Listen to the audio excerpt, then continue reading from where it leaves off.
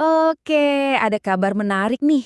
Sebuah kebijakan cukai yang udah lama banget direncanain, tiba-tiba ditunda.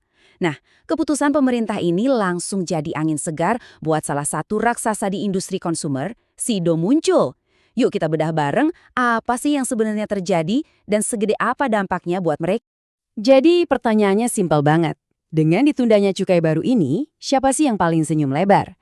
Pasti ada yang bisa nafas lega kan? Tapi seberapa lega?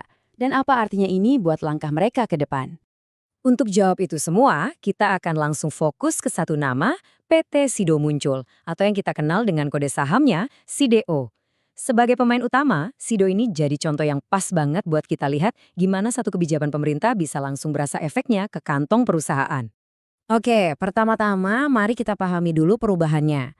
Sebenarnya apa sih yang beda? Wow, perubahannya ini gede banget loh.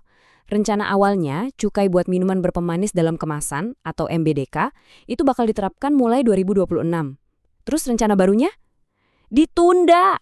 Dan bukan cuma ditunda biasa, ini ditunda tanpa batas waktu yang jelas. Syaratnya juga berat banget. Baru akan dipikirin lagi kalau ekonomi kita bisa tumbuh stabil di atas 6%. Ini bukan sekedar ditunda, ini perombakan besar.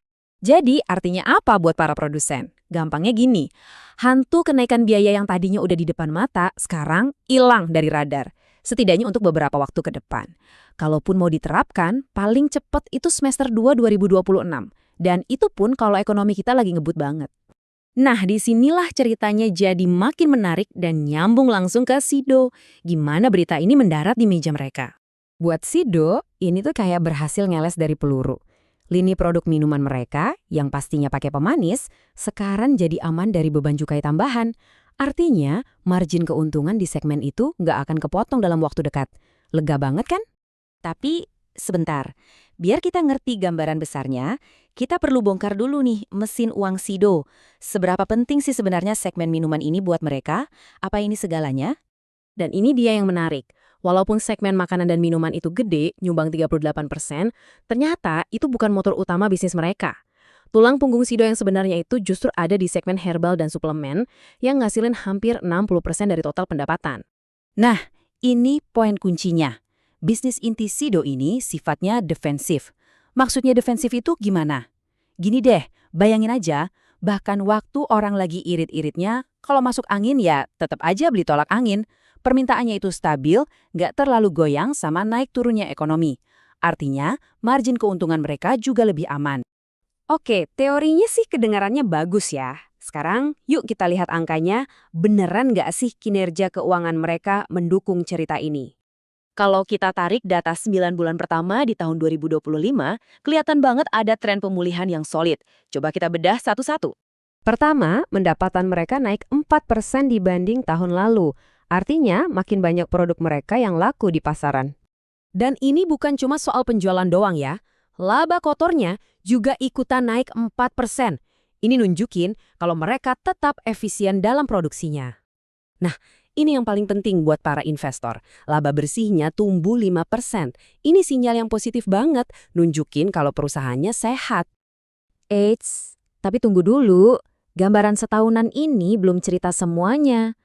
Kalau kita zoom in lagi, kita lihat kinerja per kuartalnya, ceritanya jadi sedikit beda loh. Coba lihat ini. Dari kuartal kedua ke kuartal ketiga 2025, laba bersihnya anjlong 41%. Wah, kalau lihat sekilas ini kayak lampu merah ya kan? Kelihatannya serem. Tapi disinilah kita perlu lihat polanya dari dulu. Penurunan ini ternyata bukan hal yang aneh. Justru ini adalah pola musiman yang udah biasa banget terjadi di Sido. Jadi, kuartal ketiga itu historisnya memang periode yang lebih landai buat mereka. Kabar baiknya, ini tuh seringkali jadi semacam ambil ancang-ancang sebelum mereka lari kencang di kuartal keempat, yang biasanya jadi periode paling kuat mereka dalam setahun. Oke, setelah kita lihat semua potongan puzzle-nya, sekarang mari kita sambungin semua titik-titiknya. Jadi, kesimpulan besarnya apa nih? Jadi, ada 4 poin penting yang bisa kita ambil. 1. Sido baru aja dapat hadiah dari pemerintah berupa penundaan cukai. 2. Bisnis intinya, si herbal and suplemen, tetap kokoh kayak benteng. 3. Kinerja 9 bulannya nunjukin tren pemulihan yang positif. Dan 4. Penurunan laba di kuartal 3, itu cuma bagian dari ritme bisnis tahunan mereka yang udah bisa ditebak. Nah, ini semua membawa kita ke satu pertanyaan besar buat ke depannya.